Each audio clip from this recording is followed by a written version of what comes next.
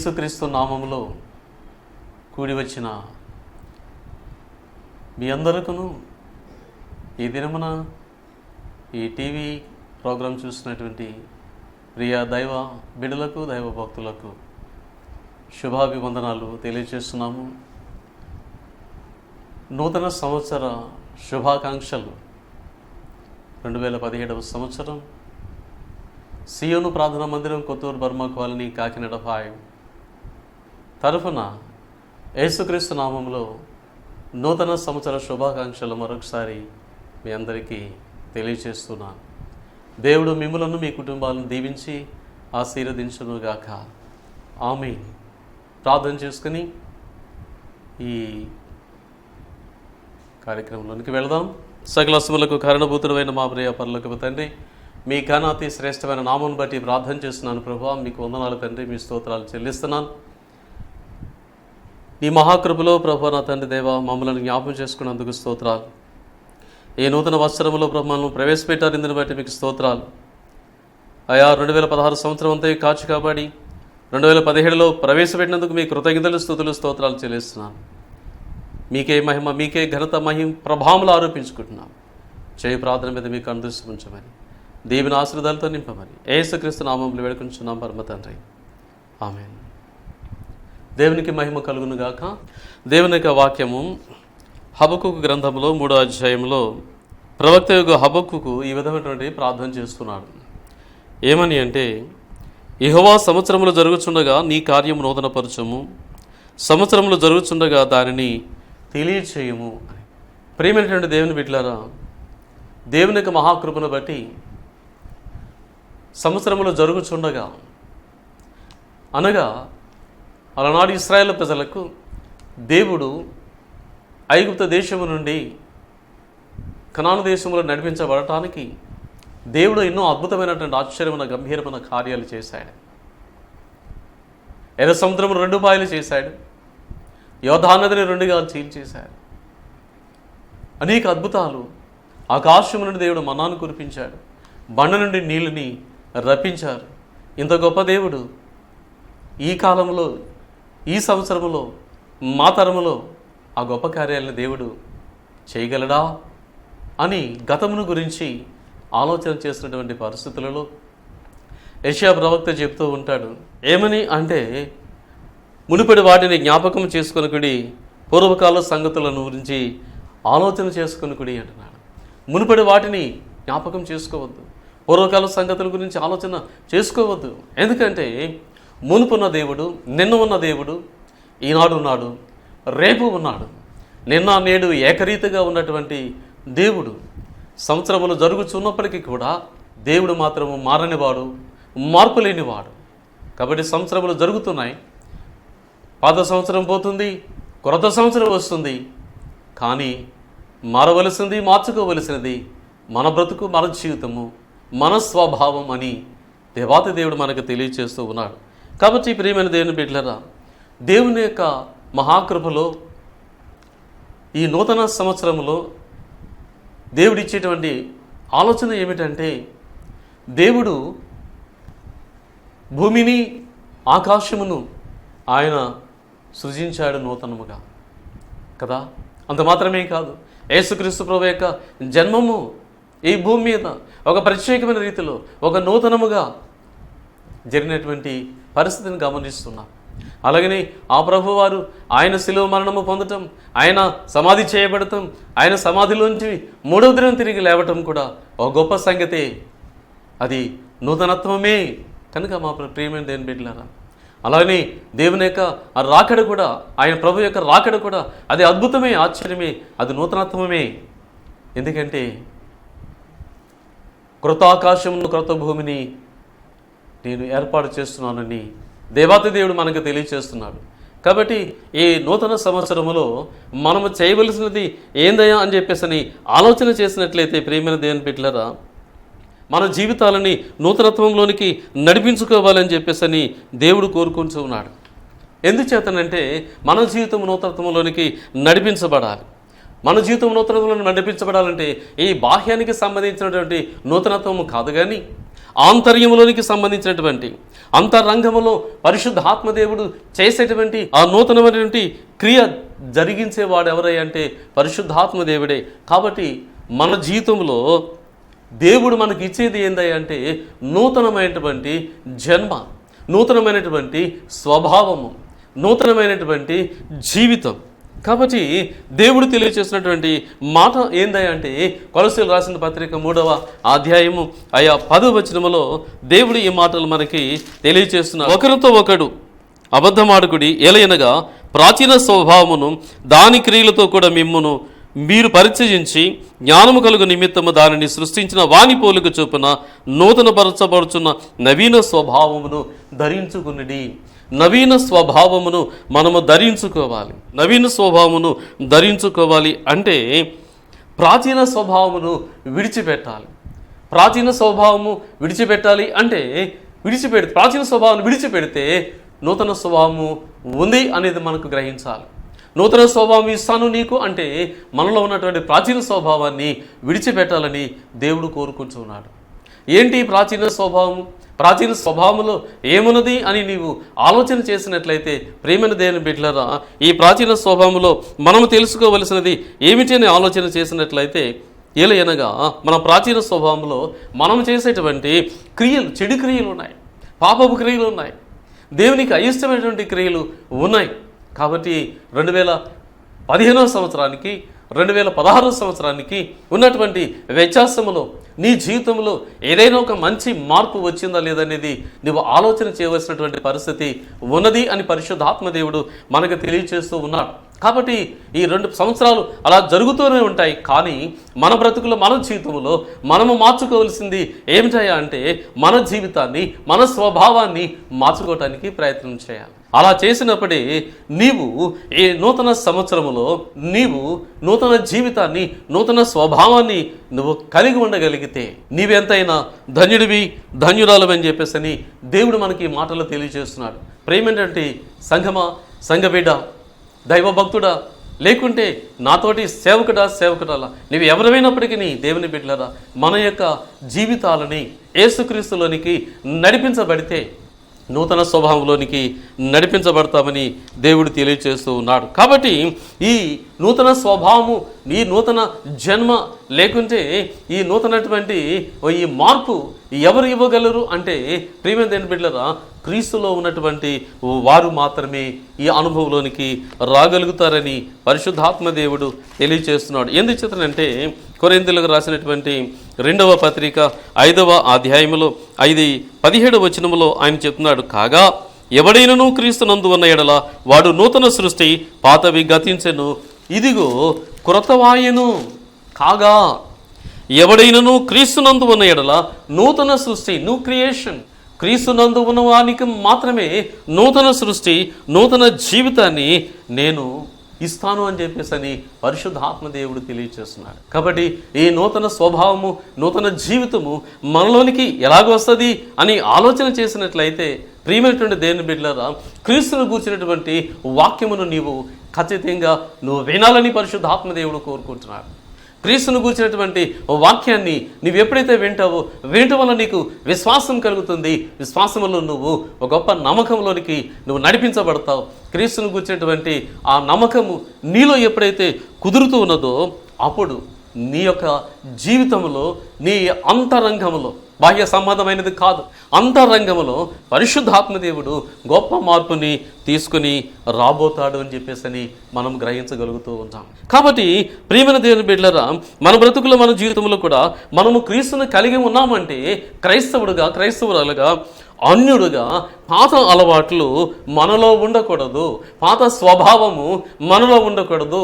కొత్త సంవత్సరం వచ్చిందని చెప్పేసి కొత్త బట్టలు కాదు, కానీ కొత్త సంవత్సరం వచ్చిందని చెప్పేసి నీకున్నటువంటి పాత అలవాట్లలో, నీకున్నటువంటి చెడు అలవాట్లలో వాటిని ఇంకా ఎక్కువగా హ్యాపీ న్యూ ఇయర్ అని చెప్పేసి ప్రియమైన దేవుని బిడ్డలారా, ఆ రాత్రి తప్ప తాగి కొత్త సంవత్సరం అని చెప్పేసి ఇంకా ఎక్కువ తాగేసి నీ ఇష్టానుసారంగా జీవిస్తే సంవత్సరాలు జరుగుతూ ఉంటాయి, కానీ నీ జీవితంలో మార్పు, నీ జీవన విధానంలో మార్పు, నీ స్వభావంలో మార్పు, నీ క్రియలలో మార్పు లేకపోతే ఎన్ని సంవత్సరాలు నీ మీద దొర్లిపోతున్నప్పటికీ కూడా, ఎన్ని కొత్త సంవత్సరాలు మరి నీ మీద నుంచి వెళ్ళిపోతున్నప్పటికీ కూడా నీవు నీ జీవితంలో ఏమీ సాధించలేవనేది మాత్రము అది వాస్తవం అని పరిశుద్ధాత్మ దేవుడు మనకు తెలియచేయబడుతున్నాడు. కాబట్టి ఈ నూతన స్వభావాన్ని, నూతన జీవితాన్ని మనకి ఎవరు ఇస్తారు అని చెప్పేసి ఆలోచన చేసినట్లయితే, ఈ నూతన జీవితము, నూతన స్వభావం ఏమిటాయి అని చెప్పేసి అంటే, ప్రేమ దేవుని బిడ్డలారా,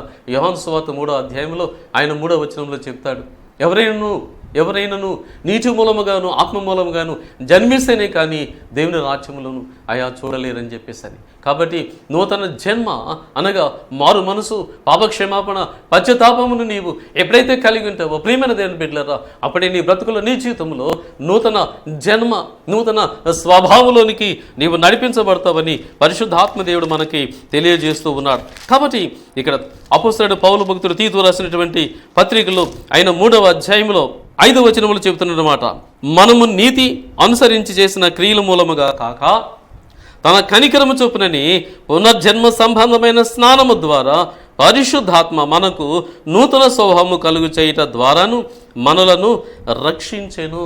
పరిశుద్ధాత్మ మనకు నూతన స్వభావము కలుగు చేయుట ద్వారాను మనల్ని రక్షించెను. పరిశుద్ధాత్మ మనలను నూతన స్వభావములోనికి కలుగు చేయటం, నూతన స్వభావమును కలుగు చేయవాడు ఎవరయ్యా అంటే యేసుక్రీస్తు యొక్క ఆత్మ, పరిశుద్ధాత్మ మనకి నూతన స్వభావమును కలుగు చేస్తాడు. ఈ నూతన స్వభావం కలుగు చేసేవాడు ఏ మనుషుడు కూడా నూతన స్వభావమును కలుగు చేయలేడు, ఏ దైవములు కూడా నూతన స్వభావాన్ని కలుగు చేయలేవు. కానీ ఒకే ఒకడు నూతన స్వభావమును, నూతన జీవితాన్ని కలుగు చేయవాడు ఎవరయ్యా అంటే, ఏ మానవుడినైతే సృజించాడో సృష్టికర్త అయినటువంటి దేవాతి దేవుడే. ఈ మానవుడికి ఏ ఆయుములు ఎక్కడ ఉండాలో దేవుడు నిర్మించాడు. ఆ దేవుడే సృష్టికర్త అయిన దేవుడే. ప్రియమైన దేవుని బిడ్డలారా, ఆయనే మన జీవితాలని, మన యొక్క శరీరంలోని ఆంతర్యాన్ని, మన శరీరంలో అంతర్భాగాల్ని, ప్రతి భాగాల్ని మార్పులు చేర్పులు తీసుకొని రాగలడు. కాబట్టి ఈ నూతన స్వభావం, ఈ నూతన జీవితము క్రీస్తులోనికి ఎప్పుడైతే మనం నడిపించబడతామో మనలో ఉన్నటువంటి ప్రాచీన స్వభావాన్ని పరిశుద్ధాత్మ దేవుడు ఆయన తీసివేసి నూతన స్వభావాన్ని మనకు ధరింపచేస్తాడని దేవుని యొక్క వాక్యము తీతు పత్రికలో మనము చూడగలుగుతూ ఉన్నాం. కాబట్టి ప్రియమైనటువంటి దేవుని బిడ్డలారా, మన బ్రతుకులు, మన జీవితంలో కూడా ఇక్కడ ఎహెజ్కేలు గ్రంథములో 36వ అధ్యాయములో 26వ వచనములో దేవుడు ఈ మాటలు మనకి తెలియచేస్తున్నాడు. నూతన హృదయము మీకు ఇచ్చేదను, నూతన స్వభావం మీకు కలుగు చేసేదను, రాతి గుండె మీలో నుండి తీసివేసి మాంసపు గుండెను మీకు ఇచ్చేదను, నా ఆత్మను మీ అందుంచి నా కట్టెలను అనుసరించే వారిగాను నా విధులను గైకొన్న వారిగాను మిమ్మును చేసేదను.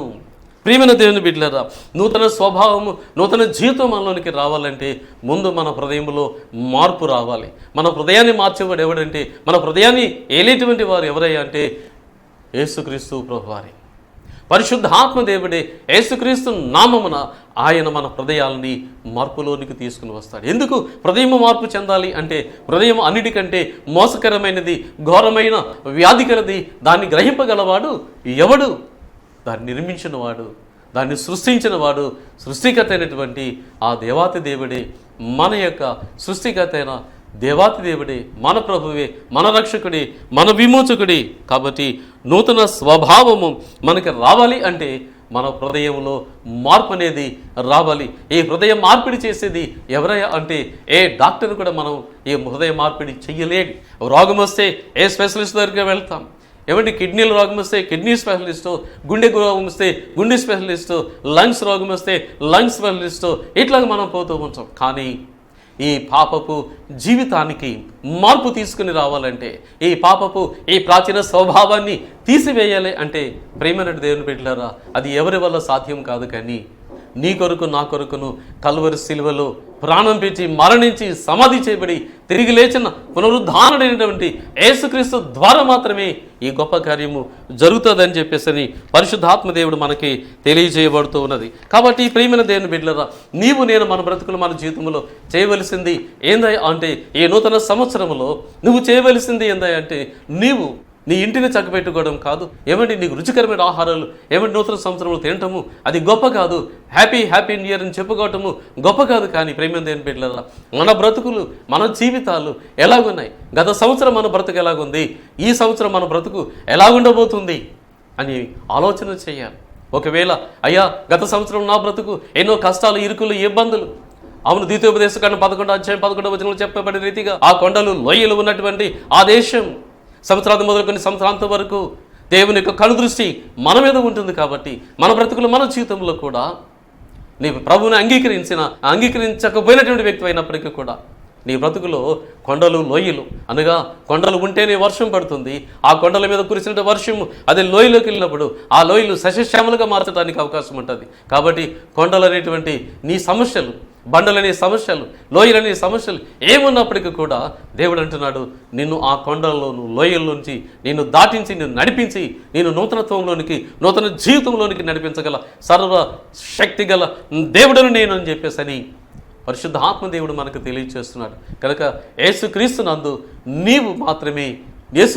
మాత్రమే నీవు నూతన సృష్టిగా నువ్వు మార్చబడగలవని దేవుని యొక్క వాక్యం మనకు తెలియజేయబడుతున్నది.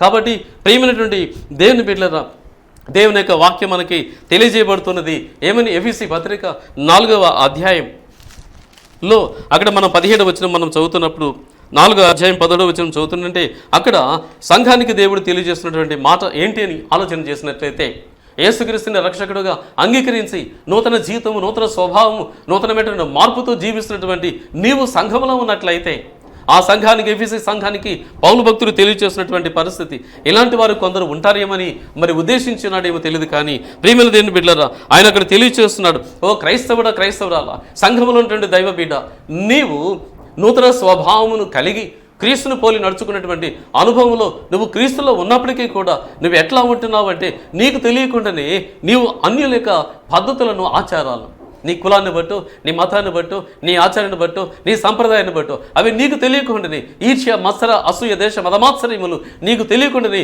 నిన్ను వెంబడిస్తున్నటువంటి పరిస్థితిని మనము గమనిస్తూ ఉన్నాం. అది నీకు ఒకసారి తెలియకపోవచ్చు, కానీ దేవుడు చూస్తూ ఉన్నాడు. కనుక పరిశుద్ధాత్మ దేవుడు తెలియచేస్తున్న మాట ఏంటంటే, క్రైస్తవుడా, క్రైస్తవురాలా, ఈ నూతన సంవత్సరంలో నీవు ఎట్లా ఉండాలి ఆలోచన చేసినట్లయితే అన్యులు ఎలాగున్నారో అలాగ ఉండకు సుమాని సంఘానికి, సంఘ బిడ్డలకి దేవుడు హెచ్చరిక చేస్తున్నాడు. నాలాంటి సేవకుడు కూడా దేవుడు హెచ్చరిక చేస్తున్నాడు. మనం నేర్చుకోవాల్సింది, తెలుసుకోవాల్సింది ఏమిటి అని ఆలోచన చేసినట్లయితే ఇక్కడ ఈ యొక్క 4వ అధ్యాయం 17వ వచనం ఎఫెసీ పత్రికలో ఈ మాటలు తెలియచేయబడుతున్నాడు. ఏంటంటే, అన్యులు నడుచుకున్నట్లు మీరు ఇక మీదట నడుచుకునవలదని ప్రభునందు సాక్ష్యం ఇచ్చుచున్నాను. అన్యులు నడుచుకున్నట్లు క్రైస్తవుడా, క్రైస్తవులారా, సంఘ బిడ్డలారా, మీరు అలా నడుచుకునవద్దు సుమా. ఎలా నడుచుకోవాలి? అన్యులు ఎలా నడుచుకుంటున్నారు అని ఆలోచన చేస్తే అన్యులు ఎట్లా నడుచుకుంటున్నారంట? వారు ఎలా నడుచుకుంటున్నారంట? అంధకారమైన మనసు కలిగిన వారుగా ఉంటున్నారు. రెండవది, హృదయ కాఠిన్యము కలిగినటువంటి వ్యక్తులుగా ఉంటున్నారు. మూడవది, అజ్ఞానంలో ఉంటున్నారు.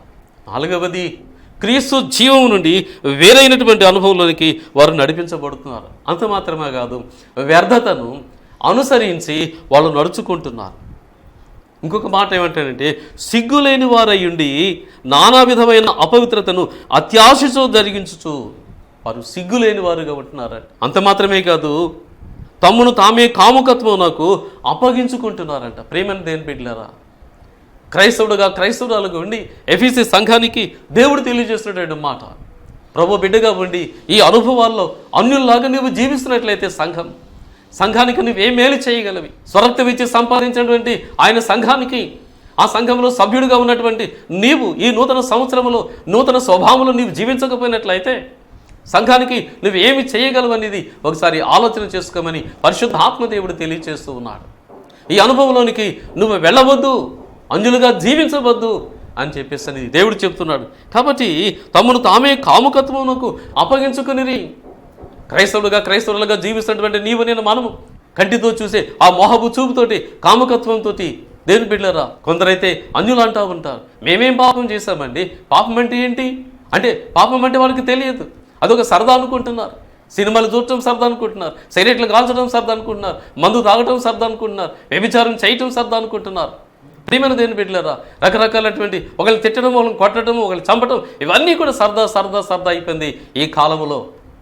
కనుక ఈ క్రొత్త సంవత్సరమని పేరు చెప్పుకున్నటువంటి నీవు విలాసాల విందులతో కాకుండా దేవుని బిడ్డలారా నీ వ్యక్తిగత జీవితాన్ని మార్చుకోవలసినటువంటి అవసరత ఎంతైనా ఉన్నది.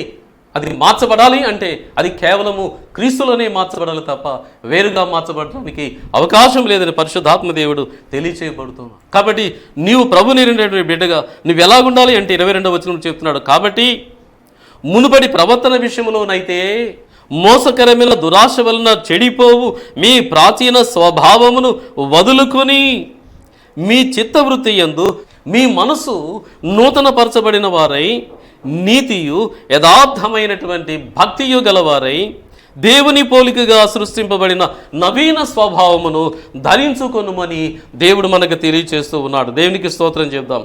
హల్లెలూయా. కాబట్టి ప్రేమ దేవుని బిడ్డలారా, ఎప్పుడైతే నూతన స్వభావమును కలిగి నవీన స్వభావమును ధరించుకుని ఎప్పుడైతే యేసుక్రీస్తు నందు నీవు రక్షింపబడి సంఘములో చేర్చబడతావో, సంఘములో సభ్యురాలుగా దేవుని బిడ్డలారా సంఘం యొక్క క్షేమములు కలిగి ఉంటావో, సంఘము కోసము క్రీస్తు యొక్క సంఘము కోసం నువ్వు ప్రయాసపడుతూ ఉంటావో, అప్పుడే నీవు ఎలా ఉండగలుగుతావు అంటే వధువు సంఘముగా నీవు అన్నాడు. ప్రకటన గ్రంథములో 3వ అధ్యాయం 7వ వచనంలో చెప్పబడిన రీతిగా ఆ ఫిలదెల్ఫియా సంఘము ఎట్టి రీతిగా ఉన్నదంటే ఆ ప్రకటన గ్రంథంలో 7 సంఘాల గురించి దేవుడు మాట్లాడతాడు. 7 సంఘాల్లో 6 సంఘాల గురించి తప్పుపట్టారు, కానీ ఒకే ఒక సంఘము ఫిలదెల్ఫియా సంఘం గురించి దేవాతి దేవుడు తప్పుపడటానికి అవకాశం లేకుండా మాట్లాడేటువంటి పరిస్థితిని మనము చూస్తున్నాం. కాబట్టి ప్రియమైన దేవుని బిడ్డలారా, దేవుడు తెలియజేస్తున్న మాట వధువు సంఘముగా అనగా మధ్యాకాశానికి మరి ఎడబోతున్నటువంటి వధువు సంఘముగా మనం ఉండాలి అంటే ఆ ప్రకటన గ్రంథములో చెప్పబడినటువంటి ఆ 7 సంఘాలలో ఏం పెట్టారా 6 సంఘాలని దేవుడు తప్పుపట్టాడు. ఒకే ఒక సంఘము ఫిలదెల్ఫియా సంఘము ప్రేమైన దేవుని బిడ్డలారా అటువంటి సంఘములో నీవు ఉండాలని ఎప్పుడైతే నూతనత్వంలోనికి నువ్వు నడిపించబడతావో దేవుని బిడ్డలారా నీవు ఉన్నటువంటి సంఘమే ఒక మంచి సంఘముగా, మార్పు కలిగిన సంఘముగా, మార్పు తెచ్చే సంఘముగా నీ ద్వారా అనేక మంది బిడ్డలు నీ సంఘాన్ని గొప్ప అభివృద్ధిలోనికి, సమృద్ధిలోనికి, నూతనత్వంలోనికి, నూతన స్వభావంలోనికి, నూతన ఉద్యమంలోనికి నడిపించబడటానికి దేవుడు నిన్ను ఒక పాత్రగా సాధనంగా వాడుకుంటాడు. కాబట్టి ఈ ఫిలదెల్ఫియా సంఘము దేవుని ప్రేమించినటువంటి సంఘము. కాబట్టి ప్రియమైన దేవుని బిడ్డలారా ఏ పాపము దోషము లేనటువంటి దేవుని సంఘముగా ఫిలదెల్ఫియా సంఘాన్ని దేవుడు చెబుతూ ఉన్నాడు. ఆయన అంటున్నాడు ఫిలదెల్ఫియా సంఘము గురించి, దేవుని ఆలయములో నిన్ను ఒక స్తంభముగా చేస్తాను అంటున్నాడు ఆయన. రెండవది, ఎప్పటికీ నిన్ను బయటకు పోకుండా నేను నిన్ను ఉంచుతాను అంటున్నాడు. మూడవది, దేవుని బిడ్డలారా నా పేరు నీ మీద రాస్తాను అని చెప్పేసి అక్కడ దేవుడు మనకు తెలియజేస్తున్నటువంటి పరిస్థితిని గమనిస్తాం. అంత మాత్రమే కాదు, 3వ అధ్యాయం 10వ వచనంలో చెప్పబడిన రీతిగా ఆయన అంటున్నాడు, నీవు నా ఓర్పు విషయమైన వాక్యమును గైకుంటివి గనుక భూ నివాసులు శోధించుటకు లోకమంతరి మీదకి రాబోవు శోధన కాలములో నేను నిన్ను కాపాడిదను, నేను త్వరగా వచ్చుచు అని చెప్పేసి పరిశుద్ధ ఆత్మదేవుడు మనకు తెలియజేసబడుతున్నాడు.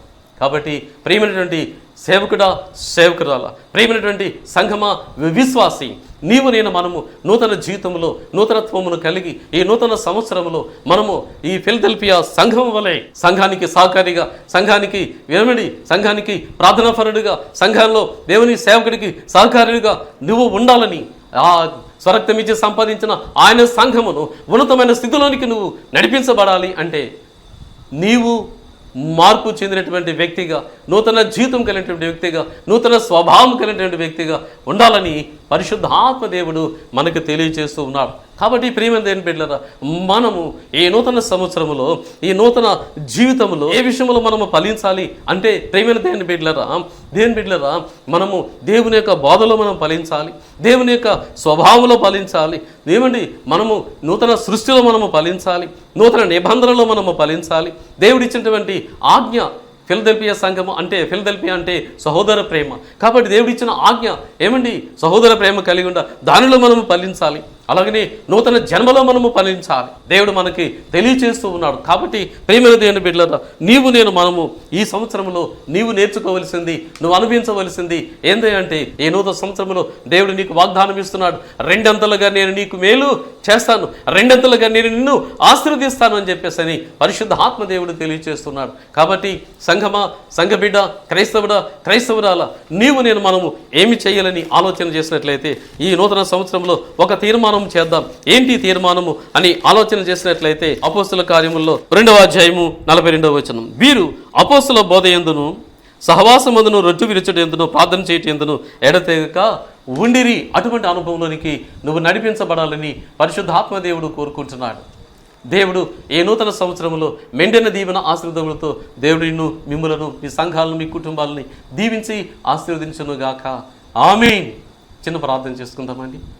సకలాస్తములకు కారణభూతుడైన మా ప్రియ పరలోకపు తండ్రి, మీ ఘనతి శ్రేష్టమైన నామమును బట్టి ప్రార్థన చేస్తున్నాను ప్రభువా, మీకు స్తోత్రాలు. దీవెన ఆశీర్వాదాలతో నింపండి. ఏ బిడలు ఏ బలహీనత ఉండడానికి వీల్లేదు. 2016 సంవత్సరంలో ఏ బలహీనతలు మరలా తిరిగి 2017లో రావడానికి వీల్లేదు.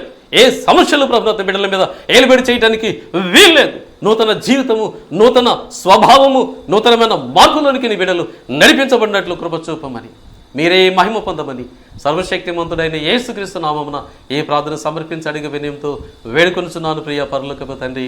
ఆమేన్. తండ్రి దేవుని ప్రేమ, ప్రభువైన యేసుక్రీస్తు కృప, పరిశుద్ధాత్మ దేవుని అన్యోన్య సహవాసము కూడిన మన అందరికీ దేవుని కృప సదాకాలము ఏ నూతన సంవత్సర ఆశీర్వాదములు తోడై దేవుని కృపలో మనకు తోడుగా ఉండును గాక.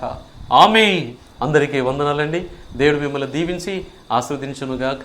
మరి మా యొక్క అడ్రస్ అపోస్తలులు B V Simon Bhaskarrao, door number 1-121, Kotturu Burma colony, Kakinada 5. మా ఫోన్ నెంబర్లు 9292853491, 9963604878. సంప్రదించండి. చాలామంది ప్రోత్సహించి మరి అనేక ఫోన్స్ చేస్తున్నారు. వారందరి కోసం ప్రార్థనలు చేస్తున్నాము. మీకోసం కూడా ప్రార్థనలు చేస్తాము. ఏ సమయం అయినా సరే మీరు ఫోన్ చేయండి. దేవుడు అనేక ఫోన్ కాల్స్ ద్వారా, అనేక అద్భుతాలు ప్రార్థనల ద్వారా దేవుడు జరిగిస్తున్నాడు. మిమ్మల్ని కూడా దేవుడు దీవిస్తాడు. దేవునికి వందనాలు.